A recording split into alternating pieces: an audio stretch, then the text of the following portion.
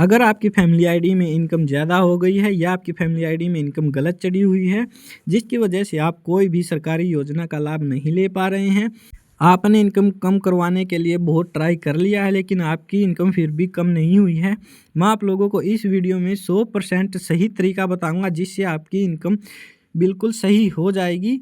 आपको सबसे पहले ये फॉर्म ले लेना है, ये आपको कहीं भी अपने सीएससी सेंटर पर मिल जाएगा। अगर आपको नहीं मिलता है तो आप मुझे कमेंट करके बताना, मैं आपको ये शेयर कर दूंगा।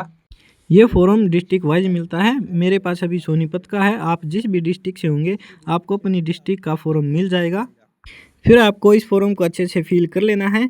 इसको फिल कैसे करना है, सबसे पहले आपको अपनी जो भी आपकी फैमिली आईडी का नंबर है आपको यहाँ पर फिल करना है। उसके बाद आपकी फैमिली आईडी में जितने भी मेंबर हैं, जितने भी टोटल सदस्य आपकी फैमिली आईडी में हैं, उनकी संख्या आपको यहाँ पर लिख लेनी है। उसके बाद आपको जो भी आपकी फैमिली आईडी में मुखिया है, हेड ऑफ है, उसका नाम यहाँ पर लिख देना है। फिर आपका जो भी गाँव है, आपका गाँव या एमसी है, आपको यहाँ पर लिखना है। फिर आपका जो भी ब्लॉक या खंड है यहाँ पर फिल कर लेना है। उसके बाद आपका तहसील अपना यहाँ पर फिल करना है। फिर आपका जो भी डिस्ट्रिक्ट होगा आपको यहाँ पर देखने को मिल जाएगा। उसके बाद आपकी फैमिली आईडी में जितने सदस्य हैं उनकी इनकम से रिलेटेड आपको यहाँ पे अच्छे से डिटेल फिल कर देनी है। डिटेल कैसे फिल करनी है, सबसे पहले आपको सदस्य का नाम लिखना है। फिर आपके सदस्य के नाम जितनी भी कृषि योग्य ज़मीन है आपको यहाँ पर लिख लेनी है। अगर नहीं है तो आपको यहाँ पर 0 कर देना है।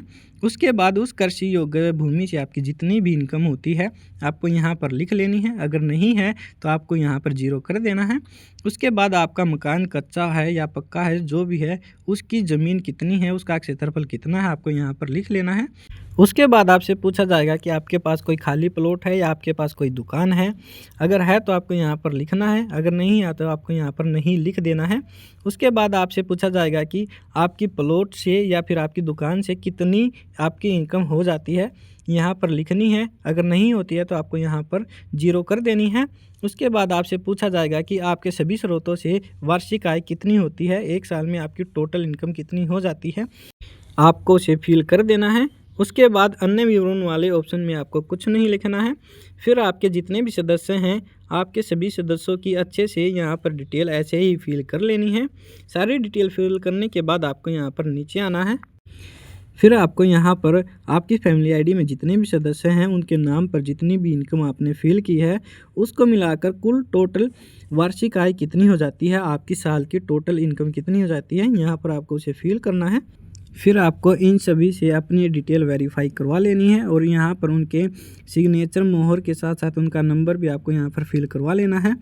इन सब से वेरीफाई होने के बाद आपको इसके साथ अपने आधार कार्ड सभी मेंबर के और आपकी फैमिली आईडी का प्रिंट लगाकर आपके ब्लॉक लेवल या फिर आपके जो भी डिस्ट्रिक्ट ऑफिस में आपका इनकम या फैमिली आईडी से रिलेटेड काम होता है इसे आपको वहाँ पर जमा करवा देना है। जैसे ही आप इसे जमा करवा के आएंगे उसके बाद आपके 1 या 2 दिन में वहाँ से ऑफिसर आपकी डिटेल को वेरीफाई करने आएंगे। जैसे ही आपकी डिटेल वेरीफाई हो जाएगी, डिटेल वेरीफाई होने के बाद आपकी फैमिली आईडी की इनकम अपडेट हो जाएगी।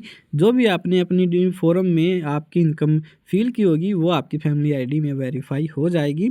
ऐसे आप अपनी फैमिली आईडी में इनकम कम करवा सकते हैं। ऐसी ही जानकारी वीडियो आपको हमारे चैनल पर मिलती रहेंगी। चैनल को सब्सक्राइब और वीडियो को लाइक ज़रूर कर लेना। धन्यवाद।